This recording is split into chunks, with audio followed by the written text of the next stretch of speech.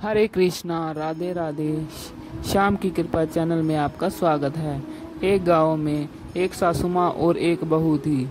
सासू माँ हर रोज ठाकुर जी की सेवा पूरे नियम और श्रद्धा के साथ करती थी। एक दिन शरद ऋतु में सासू माँ को किसी कारण गांव से बाहर जाना पड़ा। सासू माँ ने विचार किया कि ठाकुर जी को साथ ले जाने से रास्ते में उनकी सेवा नियम अच्छे से नहीं हो सकेगी। सासू माँ ने विचार किया कि ठाकुर जी की सेवा का कार्य अब बहू को देना पड़ेगा, लेकिन बहू को तो कोई अक्ल ही नहीं है।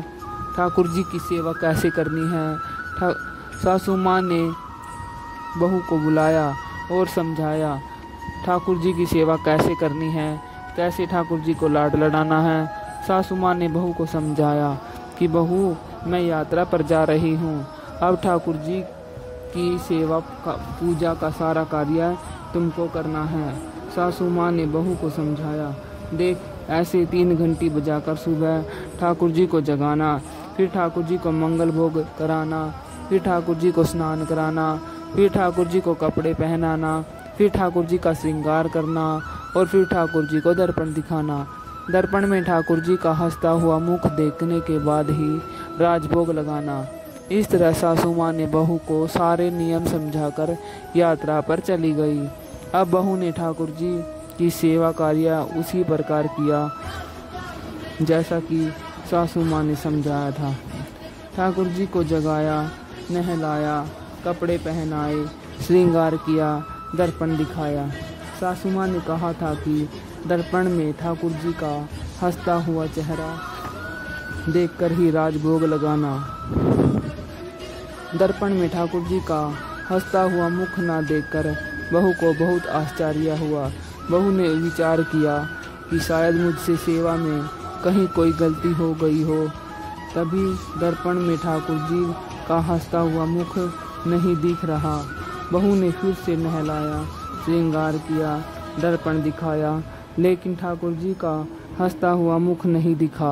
बहू ने फिर विचार किया शायद फिर से कुछ गलती हो गई हो। बहू ने फिर ठाकुर जी को नहलाया, श्रृंगार किया, दर्पण दिखाया। जब ठाकुर जी को का हंसता हुआ मुख नहीं दिखा तो बहू ने फिर से ठाकुर जी को नहलाया। ऐसा करते करते बहू ने ठाकुर जी को 12 बार स्नान किया। हर बार दर्पण में ठाकुर जी का हंसता हुआ चेहरा ना दिखा। अब बहू ने 13वीं बार ठाकुर जी को नहलाने की तैयारी की। अब ठाकुर जी ने विचार किया कि इसको हंसता हुआ मुख नहीं दिखा तो आज पूरा दिन मुझे नहलाती ही रहेगी। अब बहू ने ठाकुर जी को नहलाया, श्रृंगार किया और दर्पण दिखाया। अब बहू को जैसे ही ठाकुर जी को दर्पण में दर्पण दिखाया, ठाकुर जी अपनी मनमोहिनी मंद मंद मुस्कान से हंसे। बहू को संतोष हुआ कि अब ठाकुर जी ने मेरी सेवा स्वीकार करी। अब यह रोज का नियम बन गया। ठाकुर जी रोज हंसते, सेवा करते करते अब तो ऐसा हो गया कि बहू जब भी ठाकुर जी के कमरे में जाती, ठाकुर जी बहू को देखकर हंसने लगते। कुछ समय बाद सासू माँ वापिस आ गई।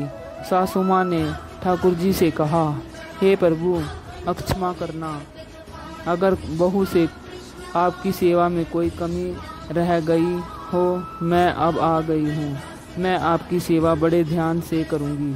तभी सासू माँ ने देखा ठाकुर जी हंसे और बोले कि मैया, आपकी सेवा भाव में कोई कमी नहीं है, आप सुंदर सेवा भाव करती है, लेकिन मैया दर्पण दिखाने की सेवा तो आपकी बहू से ही करवानी है। इसी बहाने मैं थोड़ा हंस तो लेता हूँ। बोलो ठाकुर जी प्यारे की जय।